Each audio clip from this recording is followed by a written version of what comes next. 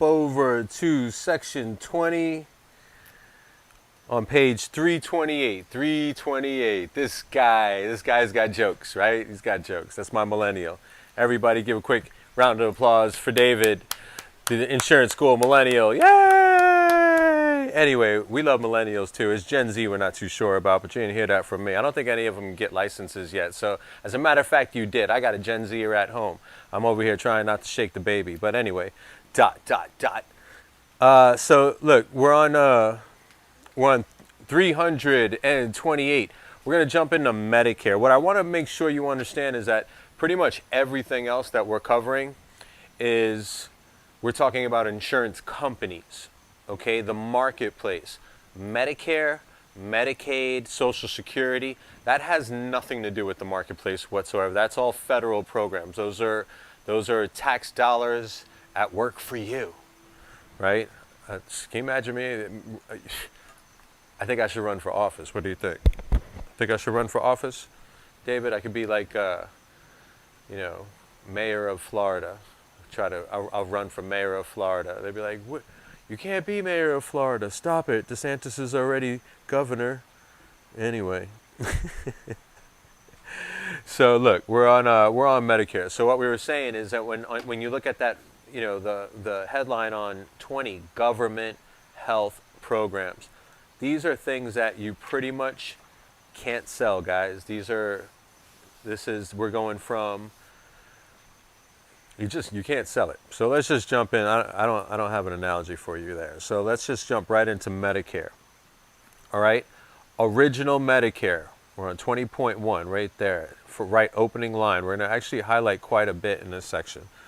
Original Medicare consists of two parts, Medicare Part A and Medicare Part B. Stop right there.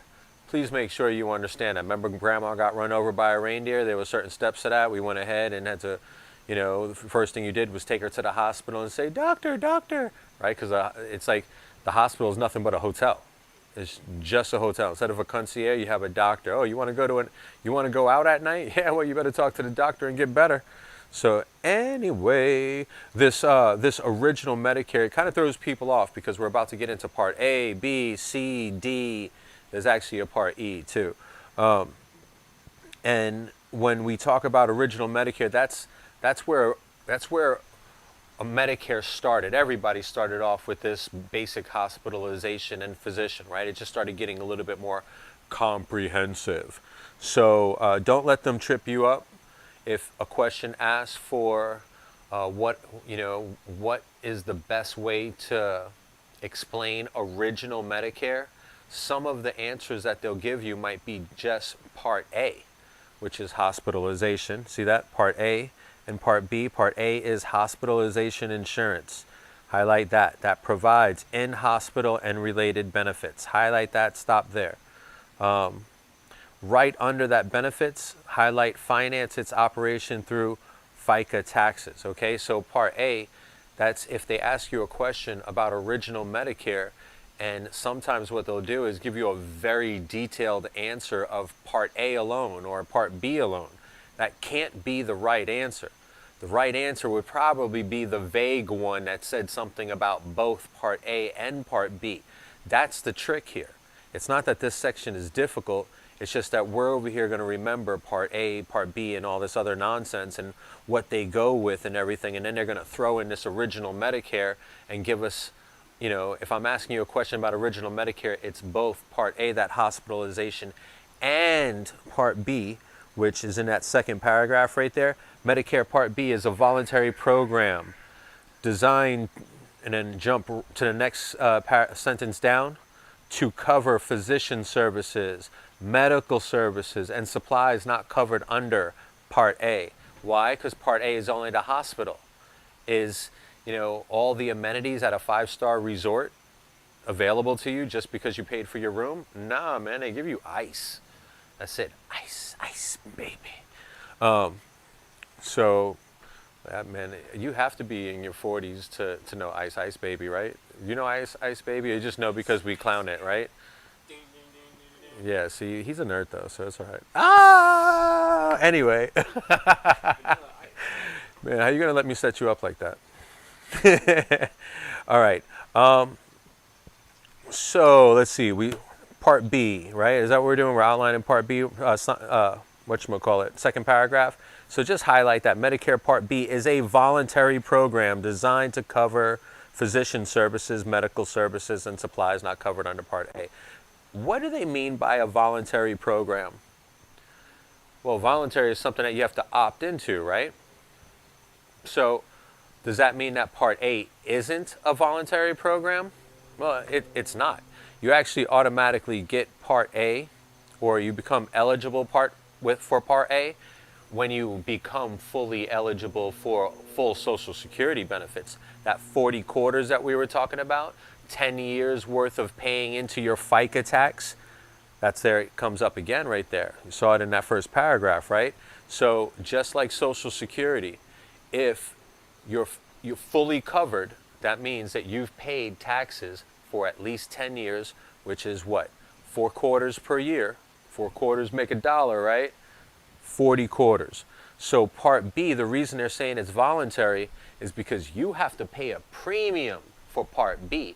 The first one is entitlement. Part A, you get it. If you paid into your FICA taxes, that is everything that we're about to discuss there, that is yours. And actually Part A is really comprehensive.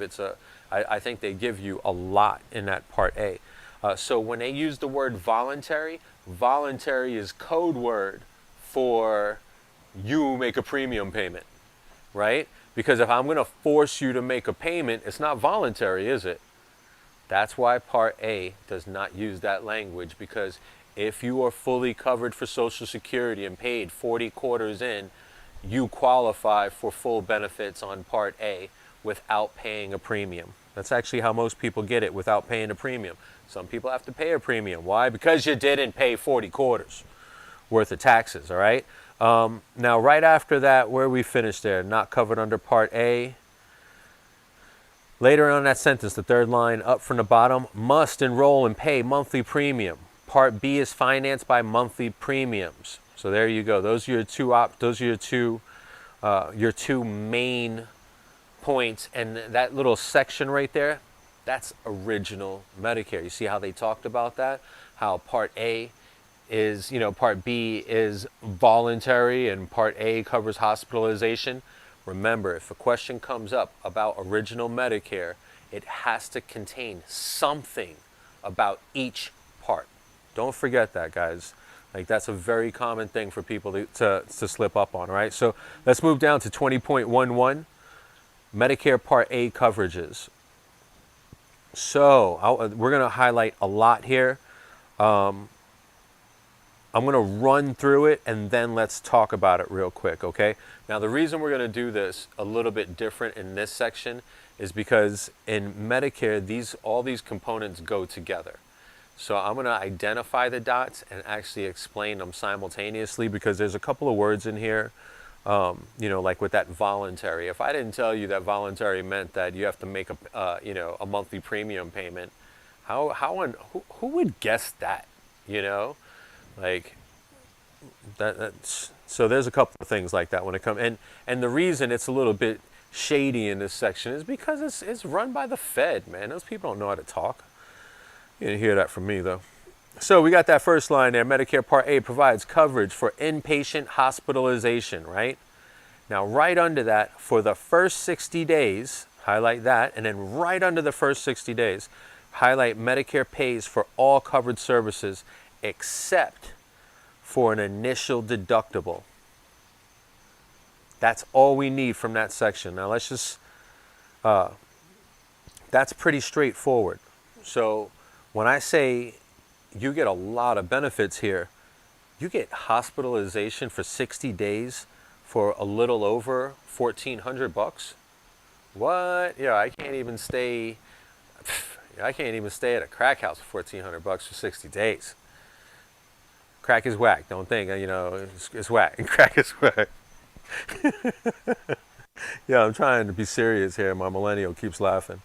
So anyway, second paragraph though, okay? So Medicare gives you the sun, moon, the stars for an initial deductible, right? It covers you for the first 60 days. Well, you still each benefit period is actually 90 days. So for the 61st, I want you to highlight this in the second paragraph there. For the 61st through the 90th day of hospitalization, and then right under hospitalization, I want you to take that sentence where it says the patient is responsible for a daily copayment equal to 1/4 the initial deductible. All right. So in this instance, if let's just make it simple, simple math. If it was 1/4 of the deductible, we would be just dividing, 1,408 by 4. Well, what does that come out to? That comes out to what is their per day? Because that would be $302. No, $352. I don't know. Do I look like I have a calculator on me? You have a calculator on you, so go ahead and type in $1,408 because that's the initial deductible, right? So from the 61st to the 90th day, you're responsible for a daily copay of how much? 25%. 1/4, 25% of the initial deductible. Do that math. That's the daily copay for those days. That's pretty expensive, but it's definitely cheaper than if you were having to pay it on your own. Now pay attention to these hospital rates, right? Because a little later, you're going to hear from Neil Schwabi. He's going to be over there on the old umbrella pole, swinging around for you guys. Stop it.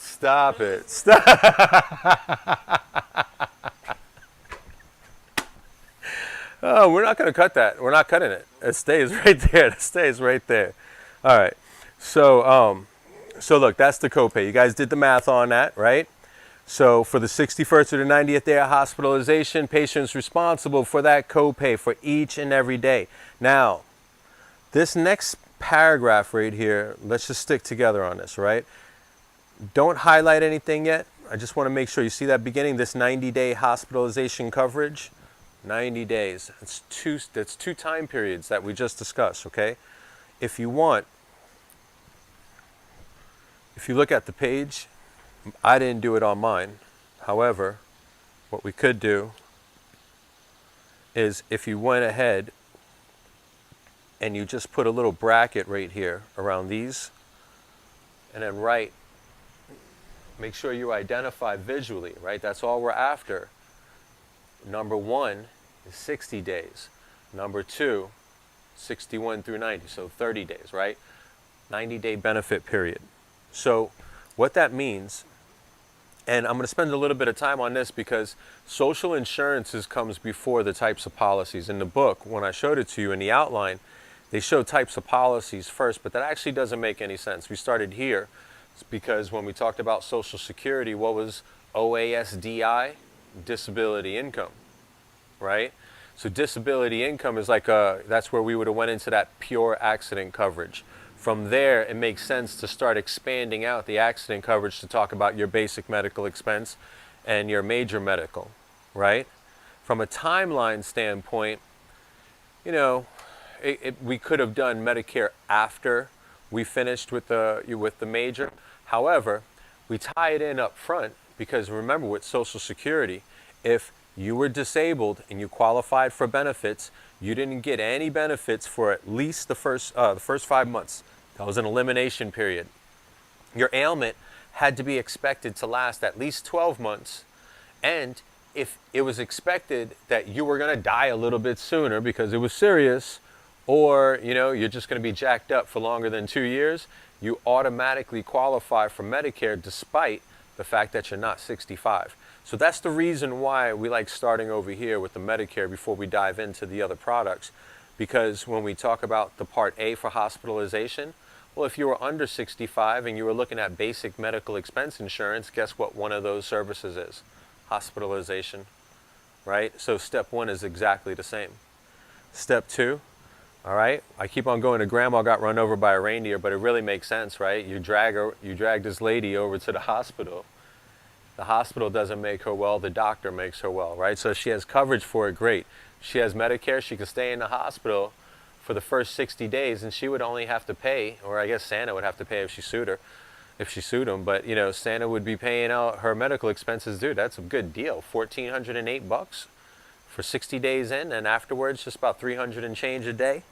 All right, not bad. So that's the 90-day hospitalization period. Now what they're talking about here, what I want you to highlight is hospitalization coverage is renewed with each benefit period. Okay? That 90 days was a benefit period. Benefit period starts when a patient enters the hospital and ends when the patient has been out for 60 days. All right? Now, if you re-enter a hospital before the end of your benefit period, the deductible is not reapplied. Okay? Let's go straight under reapplied. No, let's see, skip a line and then let's go down. Re-enter a hospital after a benefit period ends, new deductible is required. So let's stop there. So what we're saying is, if I'm in the hospital for 40 days, okay, and I get out of the hospital, if I'm not out of the hospital for 60 days, then, and let's just say a month later, I get readmitted to the hospital, okay? I am still under the same initial deductible that provides me those first 60 days of coverage. If, let's just say, I used up my first 60 days of coverage and I was out of the hospital for 45 days. Well, it's not 60 days, is it? I have to be out of the hospital for 60 days before my benefit period renews. And what that means is that on the 60th day of me being out of the hospital, if I have to go back to the hospital, I have to pay a new deductible. Within that 60 days, I don't have to pay a new deductible. Now, if I was to exhaust my first 60 days and now I go back to the hospital, you know, a month later, I'm on my 61st day, and I'm in there for another 10 days. Doom, doom, doom, doom, right? Still got 20 days left, but those 20 days left, I've been making a daily copay all the way across the board, right? I'm out of the hospital, but I'm not out of the hospital for 60 days. I got to go back to the hospital. I still don't make another initial premium payment, but each one of those days, for those last remaining days on there, I am paying a copayment. So, you know, I guess it really depends in which period you're in. If it was a senior and they pay their initial premium and they were only in for a week, and then they're out for, you know, a month and a half, and then they go back in for another week, and they're out for a month, and they go back in for another, you know, that was only one initial deductible until they exhaust all 60 days and they are out of the hospital for 60 days. All right? Now, once all of those days have expired, meaning that you went through your 90 days, you have a one-time benefit. But wait, there's more. That's pretty much what they're saying, is you have 60 more days. So highlight this right here. Lifetime reserve of 60 days. Hospital, and then right under that, hospitalized longer than 90 days, under that, 60-day reserve. The lifetime reserve is a one-time benefit. Under that, does not renew. Drop down to the line right under renew. Reserve days required to pay co-payment equal to 1/2 the initial deductible. Beyond lifetime reserve, responsible for all charges. Okay, so you have that highlighted. Now let's talk about this. You understand the benefit period. You have a 90-day benefit period, and if you're out of the hospital for 60 days, it renews. You have another 90-day benefit period. Okay, super simple. If you exhaust all those 90 days, you have a one-time bonus of an additional 60 days of hospitalization. Well, price just went up, you know, for just roundabout figures, half of that. Oh, half the deductible is easy. I could do that one. You know, that's $704 a day. So you're paying a lot of money for your hospitalization. That really tells you something, how much hospitalization costs, if that's your co-payment. Okay. Let's see here. Now, let's move over to page 329. Take that top line up there. Hospice care is a Medicare Part A benefit for terminally ill patients. Next line down, included skilled nursing. And then right under skilled nursing, I want you to highlight medications for pain relief and symptom management. Why no solution? Symptom management, that's an ugly way. Like, I don't want to go to the doctor and then manage my symptoms. Hospice is terminally ill. This person will not ever get better. There's no point in treating them for the ailment that they have. Hospice is for making them comfortable. Okay? Let's see here. Right after that, symptoms for pain management. Next line down, respite for caregivers. Respite means rest. Okay, for caregiver, it's rest for caregiver. Yes. So let's just say, for instance, my mom took care of my grandmother, right? And we had to, when she went on vacation or something, usually one of the other brothers or sisters kicked in, but, if they couldn't, that's where, my mom was able to check her in to a facility, and, they took care of her there while, my mom wasn't able to do it. So it's a short rest period. And that's all you need to know there, but just let the word association kind of bang around in there, right? Rest for caregiver. Don't let that trip you up. Seriously, the person that's caring for the family member, that's a hard job. That person might have a real job or something like that. So don't go too deep into it. Just know that it's rest for the caregiver. And then I want you to highlight home health aides right after that. Respite for caregivers and home health aides.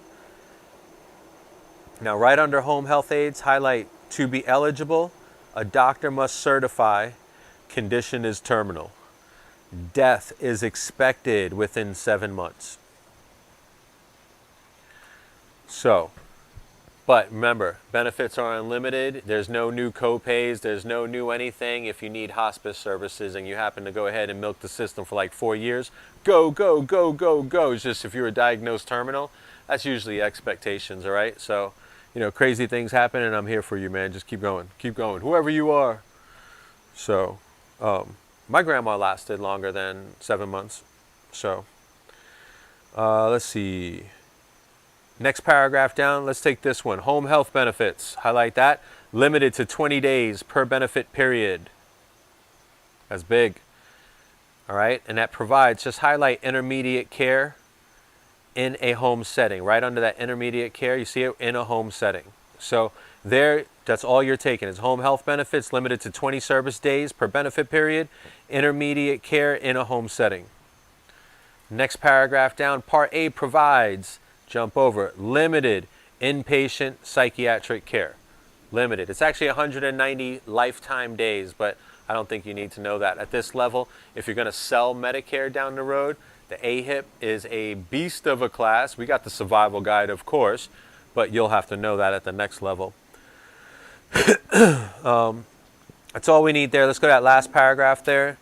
Part A covers and then highlights skilled nursing facility as long as jump down, next line. First hospitalized for 3 consecutive days. Skill, and then I want you to jump over that. That's the end of that, right? Skilled nursing, highlight that. Covered in full for the first 20 days. Okay? That's insinuating under that initial benefit period. You paid your initial deductible, got 20 days, right?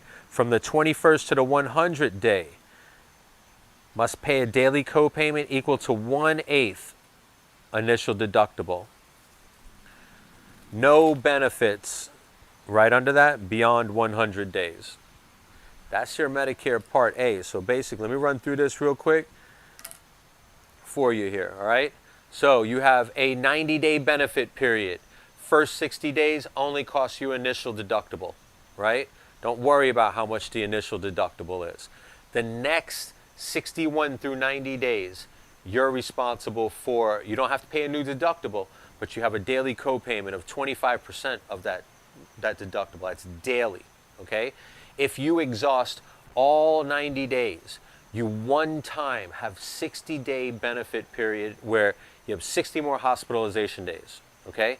That's one half the initial deductible. So you see where we're going with this, right? Initial deductible, quarter, half, okay? Now, if you went beyond your 90 days and you only used 60 of your lifetime reserve days, you still have 50 left. There's no tricky math here. Very straightforward, okay? You have to be out of the hospital for at least 60 days before that benefit period renews, okay? Hospice is included in Medicare Part A. It's unlimited because you're terminal and it's expected that you're going to die within 7 months. They don't try to solve your problem. It's just pain and symptom management. Basically trying to make you comfortable. Home health aides, only 20 days per benefit period, and it's intermediate care, nothing major, right? It's not something that has to be done under medical supervision is what that means.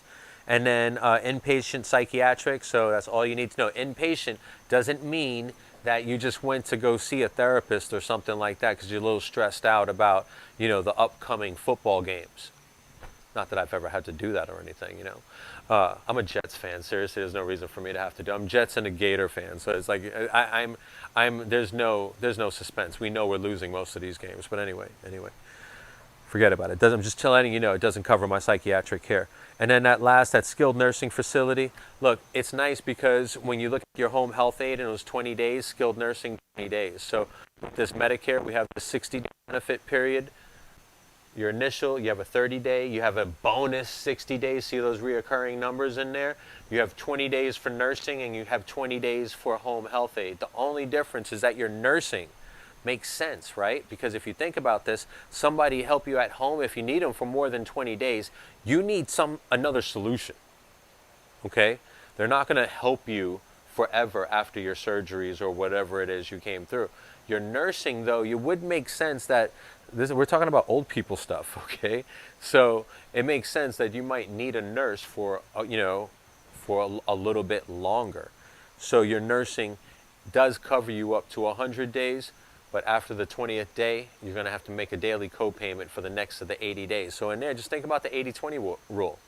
Everything's 80-20. It's very easy to, like, it's not very easy, but it's things that we're familiar with, right? So if you ever see a number in this class that jumps out and it looks like it doesn't belong, it probably doesn't because there's no odd numbers in this class. Everything is either 30, 60, 90, you know, something along those lines.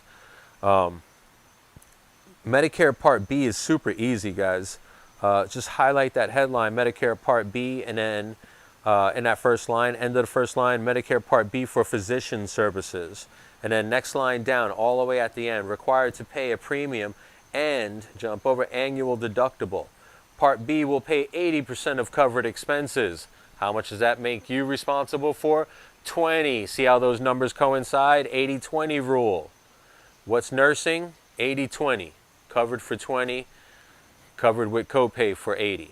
If we're talking about Medicare Part B, you make a monthly premium, you're paying a deductible, and then whatever services you need, they pay 80%, you pay 20. That's all you need there on that page, all right? And